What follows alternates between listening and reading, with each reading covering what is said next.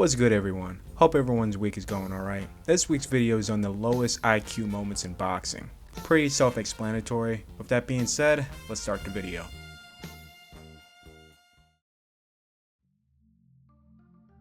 Oh man, this was really dumb.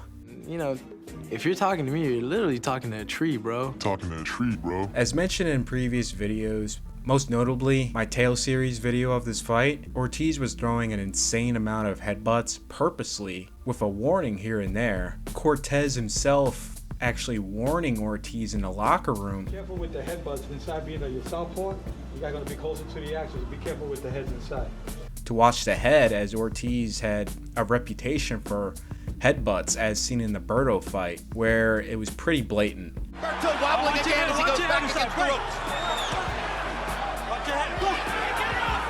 But he's throwing everything upstairs. Okay, listen. And I get the feeling that Berto is kind of waiting and hoping. Let him out. All right, let him out. You're holding.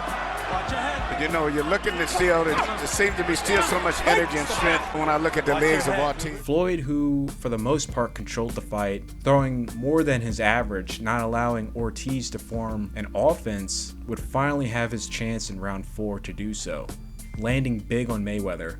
Instead of capitalizing even further while he has Mayweather on the ropes to open up more of his offense, Ortiz would throw all that away by throwing one of the most blatant intentional headbutts I've seen of that decade, completely splitting under Floyd's mouth. Ortiz now trying to be the sportsman, acting like it's an accident as Cortez deducts a point. Floyd not taking it as he is waiting for that call to resume the fight to make Ortiz pay. Cortez resumes the fight. Instead of fighting, Ortiz is trying to apologize again, which Floyd turned down and knocked him out.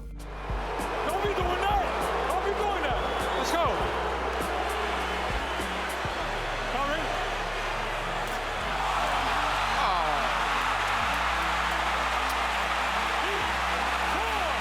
Defend yourself at all times. Ortiz was apologizing, This isn't and gonna Mayweather was punching. This isn't going to win him any more fans. But it was legal. It was legal. Now, in the post-fight, they tried to portray Ortiz as the sportsman who got the short end of the stick of not protecting himself at all times, even when in this situation. Hey, how's everybody doing tonight? I hope you guys enjoyed this this night of boxing. It's kind of cool, kind of controversial, kind of unfair to some. And that narrative was completely thrown out when he angrily admitted that he was purposely trying to headbutt Floyd, which this resulted in a hefty fine by the Nevada Commission. Winky Wright, one of the most underrated champions of the 2000s, was set up to face middleweight champion Jermaine Taylor. This was a highly contested fight with Wright looking to close out and win narrowly, as it all rested in the final round. However, despite Wright coming in with full momentum, instead of finishing the fight, Wright does the complete opposite and took the round off. Taylor, who was confused, gladly took this opportunity to score on Wright, stealing the round. Harold Letterman scored the fight a draw, which the Sky Sports crew disagreed with Harold, then for the actual announcement to be ruled a draw. The 12th and final round that Wright completely threw was the determining factor, which it is ironic because Wright years before in a big fight against Fernando Vargas, when he had all the momentum to finish the fight strong and become champ, would completely check out and allow Vargas to close the championship rounds and steal the title away from Wright. Judges don't like when you do that. They're going to give it to the other guy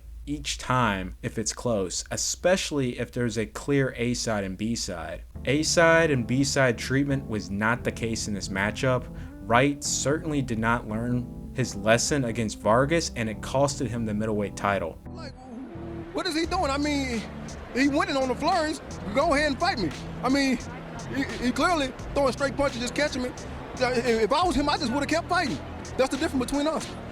Do you think, since this fight was a draw, that he blew the fight in the 12th round, apparently thinking he had it won already?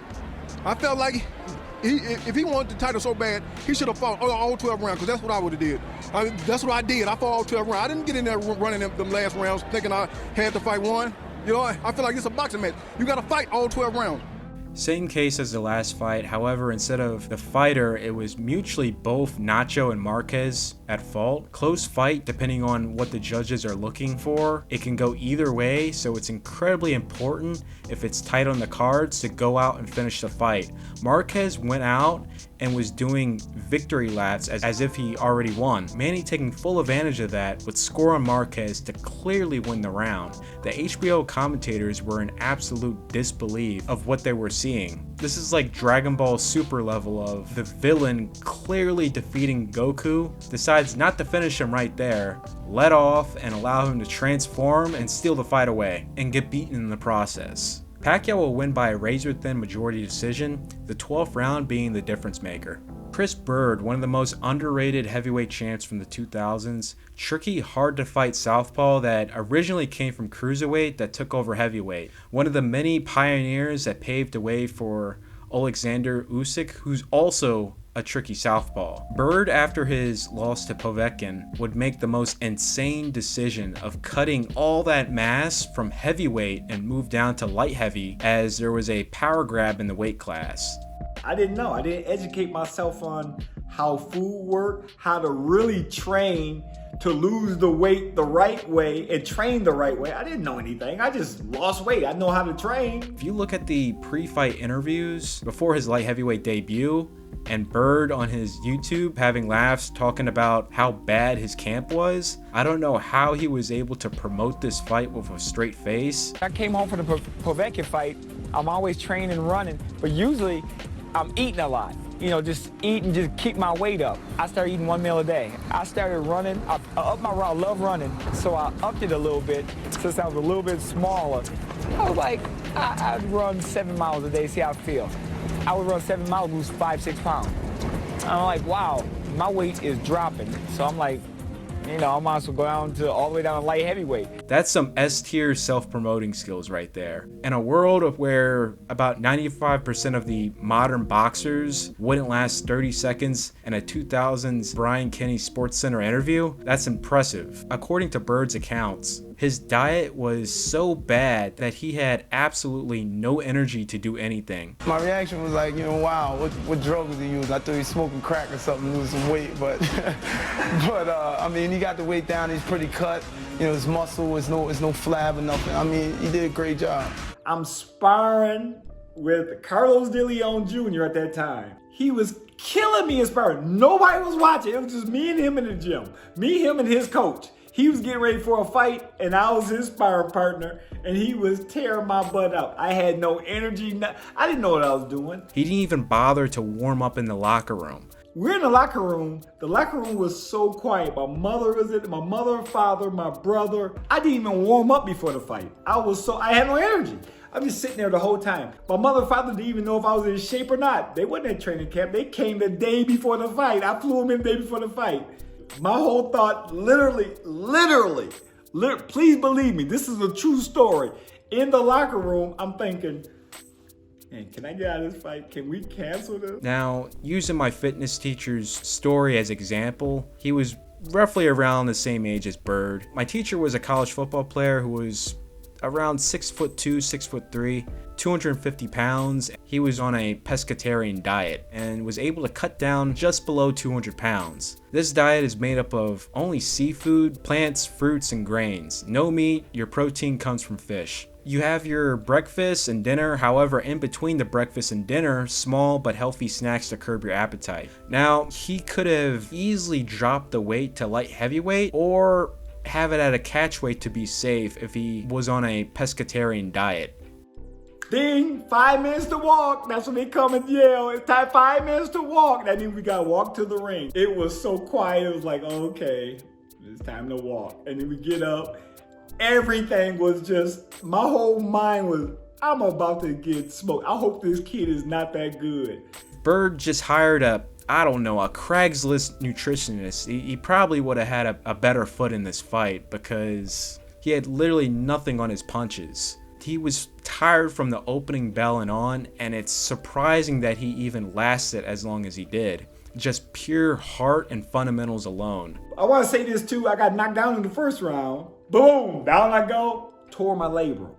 Didn't even know it. Everybody say it now. The doctor said, you must have tore this in the first round. When they watch a fight over and I'm fighting the rest of the fight like that. I'm a firm believer if he dropped the weight properly, he would have easily beaten his opponent. The lack of a proper diet and nutrition made Bird very weak. My reflexes was like a turtle. It was, boo, I'm getting hit with the right hand. He'd close his eyes and throw his right hand and hit me. It was amazing. I thought after that, man, you're going to win a world title. Look how sharp you are. Keep that mind together. I don't know what happened, but that night, Sean George was the man. He took me to school. This was very preventable, and it costed Khan's entire career. Khan, who was winning the early rounds, but getting clipped here and there, would get dropped towards the end of the third round. Down goes Pac off a sensational counter left hook by Garcia. Sensational counter. He will make it out and survive. In the fourth round, Garcia is going for the finish, and he will score another knockdown early in the round, mostly due to balance since Khan's legs were still gone at the start of the bell. Garcia is throwing for the fences, expending a lot of energy to get Khan out of there. Instead of taking what's going his way and staying on the defensive till he fully recovered, taking the round off to properly mount up an offense in round 5 or maybe even round 6, Khan is trying to press forward and fight Garcia off. Garcia had clearly laid off the gas as he came to a realization he may not get Khan out of there, as he's now under the assumption that Khan has recovered. Khan literally decided to press the fight towards the end of the round. With Khan pressing the fight, that gave Garcia an extra incentive to press back because he doesn't want Khan to know he's gassed out. Little Garcia knew it didn't take much at all to put Khan back down once more. Khan, not being as responsive to Kenny's likings despite getting up rather quickly, would wave the fight off as Khan stumbled walking over to Kenny upon command. Eubank Jr. had teamed up with Roy Jones Jr., which offensively there's a lot one can learn from Roy. However, Eubank wanted to go full Roy with his style offensively and defensively. Roy's defense only worked for prime Roy Jones. The minute Roy slowed down, it showed the vulnerabilities and holes which led to all his mishaps going forward. Roy's biggest problem was when facing a pressure fighter, his back coming towards the ropes or stuck in the corner, which all his knockout defeats were all literally in the same proximity in the ring. Instead of taking the best Roy had to offer, modifying it and implementing it into his own style. As much as John Pascal idolized Roy Jones and even went under the tutelage of Roy to learn more, even John knew to not go there with the defense. Early in the fight, and then came on in the second. Eubank would go full Roy. It worked against Liam Williams, a guy who didn't have the style nor skills to exploit it. Never been halted and down again with another shot. However, in Eubank Jr.'s next fight, prior to the cancellation of the Ben fight, Eubank's Roy Jones style would be put to the test against Liam Smith, a come-forward guy who is good at mixing it up and possesses good fundamentals. Pretty much a hard-punching, more athletic version of... oh man, Glenn Johnson. And well, guess what? This ended up like the Glenn Johnson fight. Eubank Jr. was able to make it up, but Smith swiftly put him away. Liam Smith's going to stop Chris Eubank Jr. Again, it's waved off by Victor Loughlin, and Liam Smith has made the statements of all statements. I think Chris Eubank thinks he's still in the fight. Unbelievable. This set back the highly anticipated Conor Ben fight, but it was really for the best because if Eubank Jr. came into the Conor Ben fight looking like he did against Smith, because keep in mind, they were supposed to have fought in October of 2022, Ben may have certainly put away Eubank early in this fight due to this flawed style. Nate Campbell, who had an amazing come-up story after a minor setback against undefeated Yoel Casamayor, he would find his groove, really bloom into a world-class fighter. In an IBF title elimination fight, he was set to face Robbie Pedan. Campbell was looking good, and coming into the 5th round, the momentum was beginning to shift into Campbell's favor. Fighting the left-hander, and they're set up. Good upper together. Pedan may feel that he can fight. Right hand by Campbell. Robbie can keep a hand from Campbell. Came right over the right hand of Pedan, and there's a cut. Much better round for Campbell. Again, Right to the head, right to the body. Clearly dominating the first 2 minutes of the 5th round. Pedan seemed to be stunned, going through the motions, would get his opportunity as Campbell decided to celebrate how good of a round he's having by dropping his hands to showboat. First round, Robbie kind of tried to switch up with boxing. Robbie hurt? He's very much hurt. He's hurt. Right after Pedan just nicked him with a glancing, ineffective blow. Campbell, for a full 4 to 5 seconds, had his hands down in Robbie's range, allowing Robbie to hit him. Campbell, unaware that he is in Robbie's effective range, had no time to react as Robbie throws a lead hook, clocking Campbell, flooring him to the canvas. Campbell doesn't make the count. I don't know who would make the count, and Pedan is now the IBF USBA champ.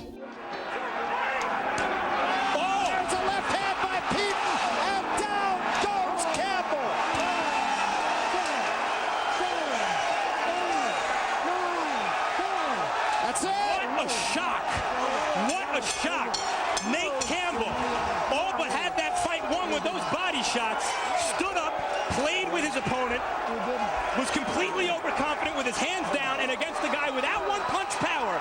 Got hit right on the chin. I've said this many times. I feel like this was a very winnable fight for Haney. He did absolutely nothing what I was expecting for him to do, which I have stated in the past. I was expecting him to use the jab, stick Ryan to the body with the jab to set him up upstairs whenever he comes in or overcommits. Haney has used it in the past, but this is a Mayweather gym signature. It is very effective, slowing down the fight. Downstairs, followed by the overhand right by Mayweather. Lead right cross by Mayweather. Instead, Haney fought the dumbest fight, headhunted, overcommitted, trying to prove a point he has power, using the least effective methods of slowing Ryan down, which really slowed him down much more in the process. Just on the fly. Beautiful way to win from Haney. Remember, a big argument ensued. Banned substance, no banned substance, this was a winnable fight if he didn't go with a horrible game plan. Now, since the Rolly fight happened, I now have a real life example of what I have been saying for the past year. Rolly used textbook Mayweather gym methods of slowing the fight down. That jab to the body and the setup upstairs kept Ryan at bay. Ryan Garcia, that last fight against him. And weary to commit to anything, resulting in Rolly to sweep Ryan on the cards. Now, you probably would say, well, Haney doesn't have Rolly punching power. And yeah, you're right, but Ryan would be hit non-stop by the jab to the body and upstairs crosses, leads, and counters to the point that he would be less reluctant to commit and be fighting in the same brain fog phase as he was in the Rolly fight. Ryan was looking like Randall Bailey against Mike Jones before his cut man tore him a new one, waking him up to take a risk opening up the offense. Lastly, the pandemic boxing bubble did expose that fighters do benefit from the energy of the crowd, especially if it's in their favor. I think regardless, crowd or no crowd, because this fight was pretty much closed off to the public, despite it being in one of the most public areas in the world. Regardless, this method would have shut Ryan out.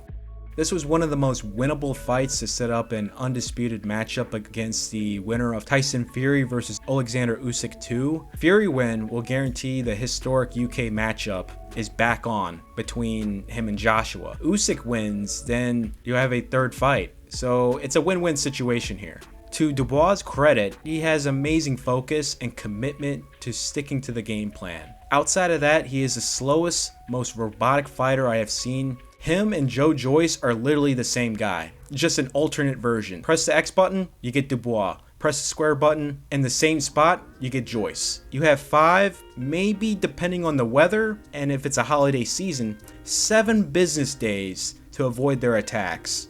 But if they hit you, that's on you. You're finished. You're done. Joshua fought absolutely the dumbest fight I have ever seen, and I hate the word in that manner because I actually like the guy, but you gotta call it for what it is. And due to Joshua's overconfidence of allowing Daniel to form an offense, not using his, once again, God-given genetic lottery reach. I mean, that is a long reach right there. Needs to step in with a stiff 1-2 after Joshua.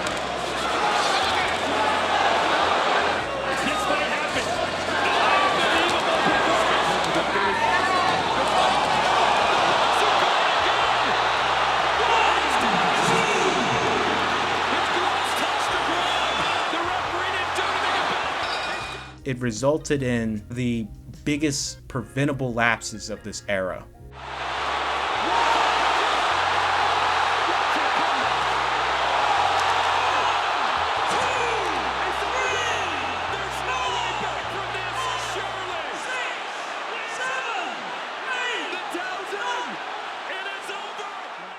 And on top of that, this is when boxers display negative 100 IQ. For more installments, be sure to like, share, and if you subscribe to Patreon for Patreon-backed projects and early access. This project being on the tale of Floyd Mayweather versus Ricky Hatton. I'm Alpha Sancho, and I'm out.